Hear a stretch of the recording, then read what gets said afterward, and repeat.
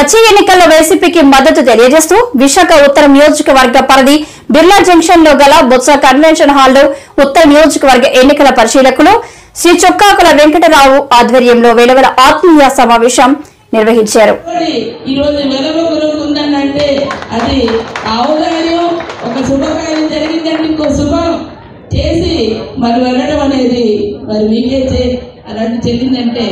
దాన్ని ఈరోజు మనందరూ ఒకసారి గుర్తుంచుకోవాలి. తరాలు మారుతున్నా ఏది మారుతున్నా మనందరం ఇట్లాంటి ఆత్మీయ సమ్మేళనంతో ఒక దగ్గర అందరం కూడాను మళ్ళీ కలిసి ఒక ఐక్యతతో ఈరోజు ఉండడానికి ఒక అవకాశం కల్పించి ఇట్లాంటి ఇచ్చేవి ఈరోజు ఎన్నికలు వచ్చిన తర్వాత సందర్భంగా మరి మీ అందరి తాలూకా ఆశీస్సులు కూడా తీసుకుందామని సోదరులు కేకే రాజు గారు కానీ, ఎందుకంటే ఇక్కడ నార్త్ నియోజకవర్గం నుంచి ఈరోజు కేకే రాజు గారు మరి పోటీ చేస్తున్నారు. వారందరికీ అందుబాటులో ఉండే వ్యక్తి, వారి ఇన్ఛార్జ్ ఉన్న దగ్గర నుంచి ప్రతి విషయంలో కూడా ప్రతి ఇంటికి కూడా 1-4 సార్లు కూడా వెళ్ళి ఎక్కడికైనా తనతో పాటు వెళ్తే రాజుగారు మీరు వచ్చారని మాకు సమస్య క్లియర్ అయిపోయింది. ఎప్పటి నుంచో కనీసం మెట్లు కూడా లేని వాటికి ఈరోజు చక్కగా షబ్స్ కట్టించి కొండ ప్రాంతానికి కూడా ఈరోజు సేవ చేశారు. ఒకటి కాదు, ఏదైనా ఇది నాది అనుకొని పనిచేసి ప్రతి ఒక్కరిలో తనలో నాలుగులాగా వెళ్తున్న వ్యక్తి ఈరోజు జగన్మోహన్ రెడ్డి గారు ఏదైతే నవరత్నాలు పెట్టారో ప్రతి ఇంటికి కూడా ఈరోజు నేరుగా లబ్ధాన్ని కంటే విధంగా తీసుకొని వెళ్ళి మనకి ఈరోజు వార్డు సచివాలయాలు గ్రామ సచివాలయం ద్వారా ఈరోజు నిజమైన స్వరాజ్యాన్ని ఎవరికైతే లబ్ధాలు ఉన్నారో వారి ముందుగా ఈరోజు ప్రజా పాలన ప్రజలకు ఏమి కావాలో అదే మేనిఫెస్టో ప్రత్యేకించి కళ్ళబోలు మాటలు చెప్పి ఆ మేనిఫెస్టోని పెట్టి బుట్టదారుల ఏ పని మాత్రం ఈవేళ జగన్మోహన్ రెడ్డిది కాదు. చెప్పింది చేయడం, ప్రజలకు ఏది కావాలో ప్రజల చేత ప్రజలకు కావాల్సింది ప్రజల వంతుకు చేర్చడమే జగన్ ఆదర్శంగా తీసుకుని వెళ్ళి ఈ ప్రజలు బాగుంటే రాష్ట్రం బాగుంటుంది, అటువంటి దిశగా వెళుతున్నది. ఎక్కడైనా చదువు గురించి తీసుకుంటే ఒక్కసారి విప్లవాత్మకమైన మార్పులే తీసుకొచ్చి విద్యా వ్యవస్థలోని ఈ రాష్ట్రం భారతదేశంలోనే ఆదర్శంగా నిలబడింది. కాబట్టి ప్రైమ్ మినిస్టర్ గారి ఎక్సలెన్స్ లో మన ఆంధ్ర రాష్ట్రానికి అటువంటి అవకాశం అరుదైన పురస్కారం మనకు తగ్గిందంటే జగన్మోహన్ రెడ్డి గారు తీసుకున్న నిర్ణయం అని చెప్పేసి మనం అందరం గమనించాలి. మన పిల్లల్ని మనం చదివించుకోవచ్చు, ఫీజుల వరకు ఎవరైనా కడతారు, కానీ పిల్లల్ని చదివిస్తున్నందుకు తల్లి అకౌంట్లో అమ్మఒడి అని కార్యక్రమం వేసి ఇచ్చిన ఘనత కూడా భారతదేశంలో ఏకైక ముఖ్యమంత్రి మన జగన్మోహన్ రెడ్డి గారు. ఇటువంటి వాటిలో కాక ఇవన్నీ ప్రతి కార్యక్రమం కూడా ప్రజలందరికీ కూడా తెలుసు. అన్ని ఎట్లా అందుతున్నాయో నేరుగా నిజాయితీగా ఎవరి దగ్గర మరి లేదా మన దళాలు వ్యవస్థ లేకుండా ఈరోజు నేరుగా ఇస్తున్న కార్యక్రమాలు చేస్తున్న వాటిని ఒక్కసారి మేనిఫెస్టో వాళ్ళు కొత్త కూడా ఆలోచించవలసిన అవసరం ఉంది. ఎందుకంటే ఈరోజు అత్యున్నతమైనటువంటి డిప్యూటీ చీఫ్ మినిస్టర్ ఇచ్చారు మన తాలూకా వెరవరెడ్డి కోడముత్యాలయ్య గారికి. మరి అంతేకాకుండా ఈరోజు మరి ఎక్కడ దర్శనపేట నుంచి చూసుకుంటే మరి ఏదైతే ధర్మాన ప్రసాదరావు గారికి ఒక స్థానం మంచి మినిస్టర్ స్థానం కల్పించారు. అంతేకాకుండా మరి ఇప్పుడే చెప్పాం వంటి కళ్యాణ్ గారికి కూడా అంత అత్యున్నతమైన స్థానంలో కూర్చోబెట్టారు. కాబట్టి ఈ తాలూకా ఏదైతే వైఎస్ఆర్ కాంగ్రెస్ పార్టీ ఉందో పొడుగు బలహీన అనగారిన వర్గాల వారికి అన్ని విధాలుగా మేలు చేస్తున్నటువంటి పార్టీ ఏదైనా ఉంది అంటే అది వైఎస్ఆర్ కాంగ్రెస్ పార్టీ అని చెప్పేసి ఈ సందర్భంగా మీ అందరికీ నేను తెలియజేస్తా ఉన్నా. అంతేకాకుండా ఇది ఏదైతే వైఎస్ఆర్ కాంగ్రెస్ పార్టీ ఒక పేదల పార్టీగా అభివర్ణించాలి. ఈ రోజు పేదలు బాగుపడతా ఉన్నారు అంటే, అనేక సంక్షేమ ఫలాలు అందుతున్నాయంటే అది వైఎస్ఆర్ కాంగ్రెస్ పార్టీలోనే ఈ సందర్భంగా మీ అందరికీ నేను తెలియజేస్తా ఉన్నా. ఏదైనా మనం విశాఖ ఉత్తర నియోజకవర్గం 51వ వార్డు మాధవధారలో గల గ్రాండ్ మిలాన్ హోటల్లో pastor Paul Sudhakar, pastor Kodi Babji, pastor Shyam Anand, pastor Paul Victor క్రైస్తవ మత సోదరుల ఆధ్వర్యంలో ఫాస్టర్ల ఆత్మీయ సమావేశం జరిగింది.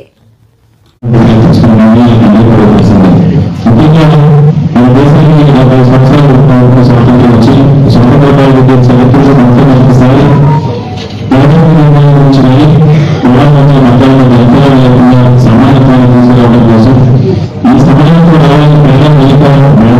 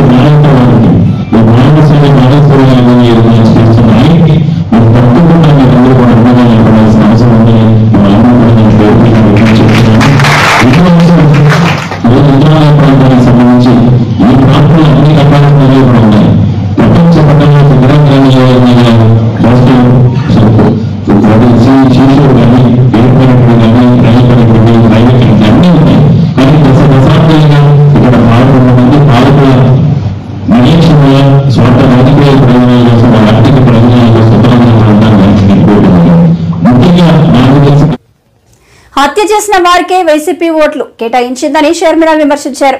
వివేక హత్య సమయంలో ఆయన ఎవరు చంపారో మాకు తెలియదు. సిబిఐ ఎంక్వైరీలో అవినాష్ హస్తం ఉందని తెలిపింది. అన్ని సాక్ష్యాలు ఆధారాలు ఉండి కూడా చర్యలు లేవు అని ఆమె అన్నారు. ఎంపీ అవినాష్ రెడ్డి గారు ఒక్కసారైనా పార్లమెంటులో ఒక్కసారైనా మన కడప స్టీల్ ఫ్యాక్టరీ కోసం మాట్లాడా?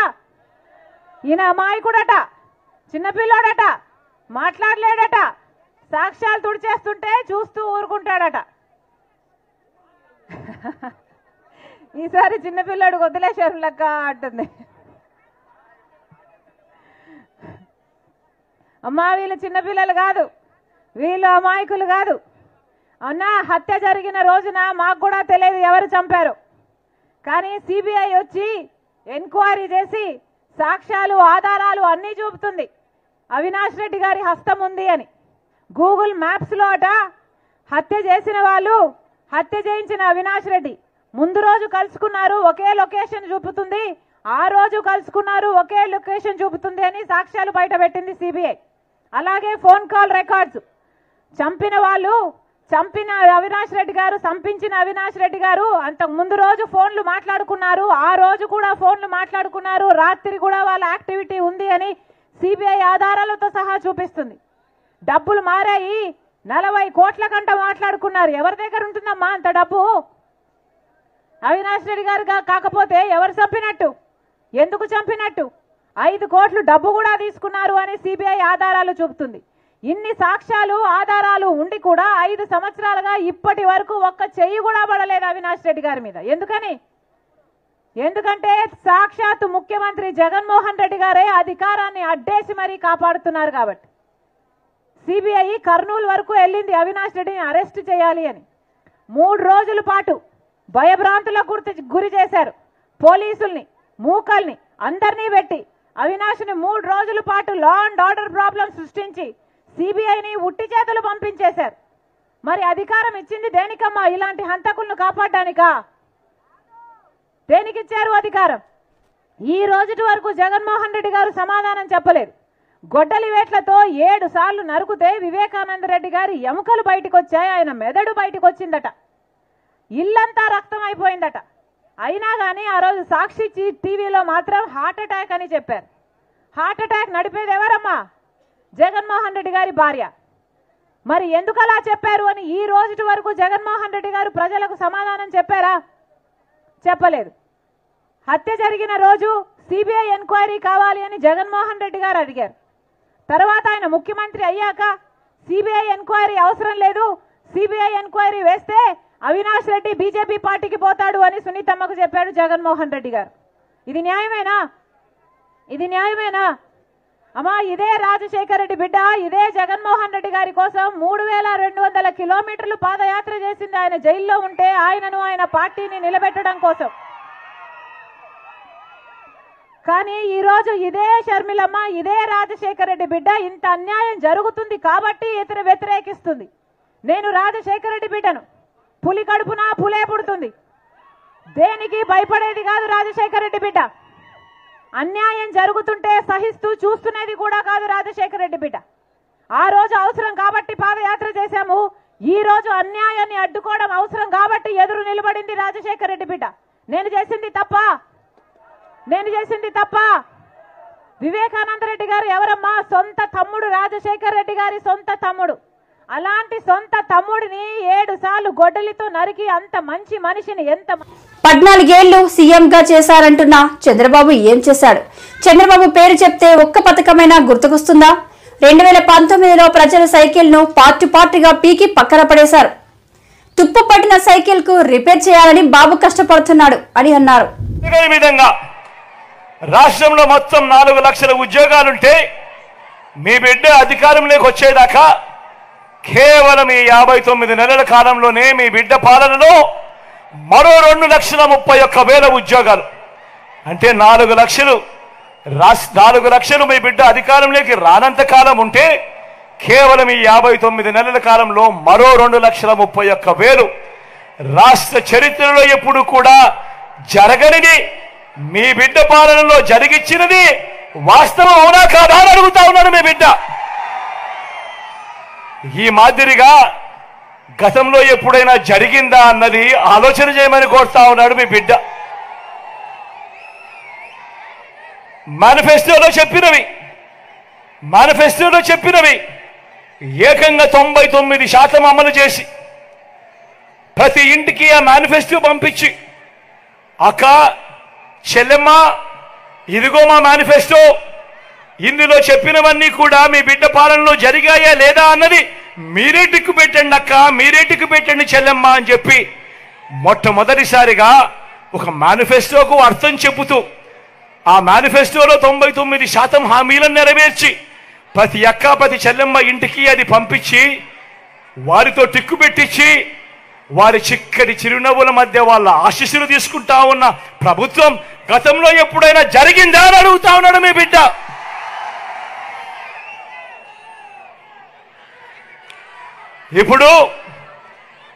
ఇప్పుడు నేను గడగడ మచ్చుకు కొన్ని పథకాలు చెబుతా. ఇవి గతంలో ఎప్పుడైనా ఉన్నాయా? ఎవరైనా చేశారా? మీరెప్పుడైనా చూశారా అన్నది నేను మిమ్మల్ని ఆలోచన చేయమని మీకే వదిలేస్తున్నా, ఆలోచన చేయమని మిమ్మల్ని కోరుతా ఉన్నా. నాడు నేడుతో బాగుపడ్డ గవర్నమెంట్ బడులలో ఇంగ్లీష్ మీడియం 6వ తరగతి నుంచే క్లాస్ రూములలో డిజిటల్ బోధన, 8వ తరగతికి పిల్లాడు వచ్చేసరికి పిల్లాడి చేతుల్లో ట్యాబులు. ఇంగ్లీష్ మీడియంతో మొదలెడితే 3వ తరగతి నుంచే టోఫుల్ క్లాసులు, 3వ తరగతి నుంచే సబ్జెక్ట్ టీచర్లు, ఐబీ దాకా ప్రయాణం. పిల్లల చేతుల్లో ఈరోజు బైలింగ్వల్ టెక్స్ట్ బుక్లు, అంటే ఒక పేజీ తెలుగు మరో పేజీ ఇంగ్లీషు. బడులు తెరిచే సమయానికే పిల్లలకు విద్యా కానుక, బడులలో పిల్లలకు గోరుముద్ద. పిల్లల చదువులను ప్రోత్సహిస్తూ ఆ తల్లులకు ఓ అమ్మఒడి,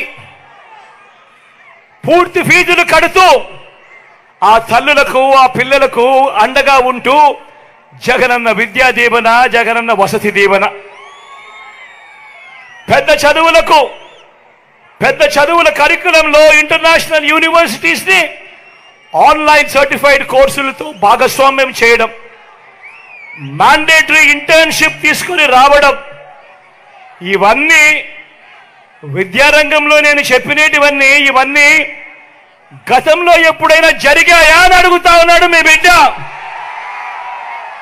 ఏం చెల్లెమ్మా జరిగాయా? తమ్ముడు జరిగాయా? అక్క జరిగాయా? తమ్ముడు జరిగాయా?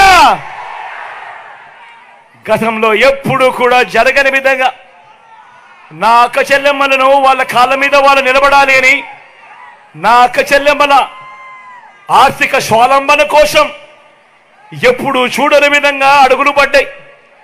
అక్క చెల్లెమ్మల కోసం ఓ ఆసరా. పవన్ కళ్యాణ్ గెలుపు కోసం ఎన్డీఏ కూటమి మెగా ఫ్యామిలీ కష్టపడుతుంటే పవన్ ను ఓడించే లక్ష్యంతో వైసీపీ వ్యూహాలు రచిస్తుంది. ఈ క్రమంలో తమ్ముడు పవన్ కళ్యాణ్ గెలుపు కోసం అన్నయ్య చిరంజీవి రంగంలోకి దిగారు. తమ్ముడిని గెలిపించాలంటూ ఓ ఎమోషనల్ వీడియో చేశారు. ఒకసారి ఏంటో చూద్దాం.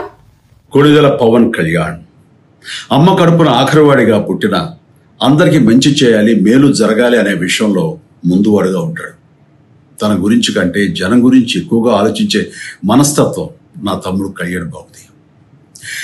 ఎవరైనా అధికారంలోకి వచ్చాక ప్రజలకు ఏదైనా చేయాలనుకుంటారు.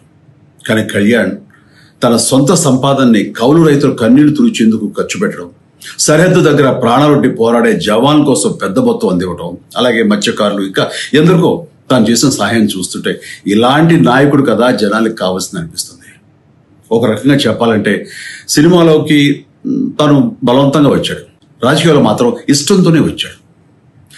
ఏ తల్లికైనా తన కొడుకు కష్టపడుతుంటే గుండె తరుక్కుపోతుంది. అలాగే ఏ అన్నకైనా తన తమ్ముడు అనవసరంగా మాటలు పడుతుంటే బాధ వేస్తుంది. అలా బాధపడుతున్న నా తల్లికి ఈ అన్నయ్యగా ఒక మాట చెప్పాను. నీ కొడుకు ఎంతో మంది తల్లుల కోసం, వాళ్ళ బిడ్డల భవిష్యత్తు కోసం చేసే యుద్ధం అమ్మా ఇది. మన బాధ కంటే అది ఎంతో గొప్పది అన్నాను. అన్యాయాన్ని ఎదిరించకుండా మౌనంగా ఉండే మంచివాళ్ల వల్లనే ప్రజాస్వామ్యం మరింత నష్టం అని నమ్మి జనం కోసం జన సైనికుడయ్యాడు. తాను బలంగా నమ్మిన సిద్ధాంతం కోసం తన జీవితం రాజకీయాల్లోకి అంకితం చేసిన శక్తిశాలి పవన్ కళ్యాణ్.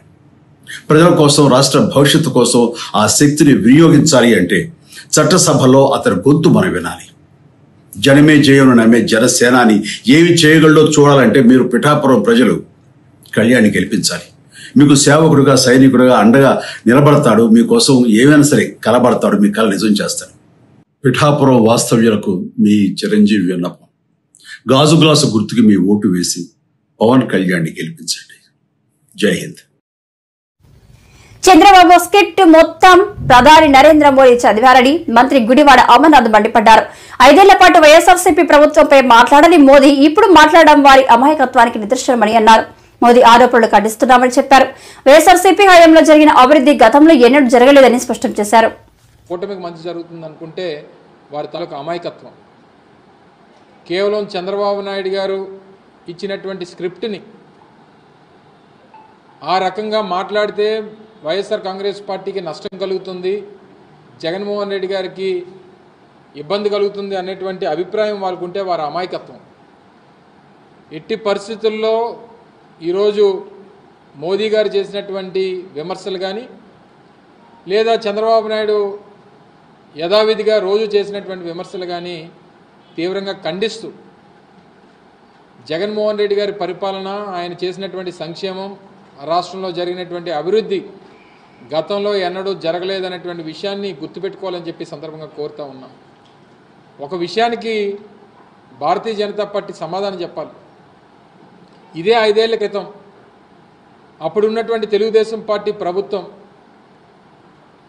అప్పుడు ఎన్నికల ప్రచారానికి వచ్చినప్పుడు ఇదే మోదీ గారు చంద్రబాబు నాయుడుని పట్టుకొని పోలవరాన్ని ఏటీఎంలా వాడుకున్నాడు, అనేక రకాలుగా అవినీతి కార్యక్రమాలు చేశారు, అమరావతి ఒక పెద్ద స్కామ్ అని ఇన్ని రకాలుగా మాట్లాడినటువంటి నాయకత్వాలు ఈ రోజుకి వచ్చేసరికి చంద్రబాబు నాయుడు అభివృద్ధి చేస్తాడు, చంద్రబాబు నాయుడు గారిని లేదా కూటమిని గెలిపించండి అని చెప్పడం మొన్నటి వరకు బాబు మాత్రమే యూటర్న్ అనుకున్నాం.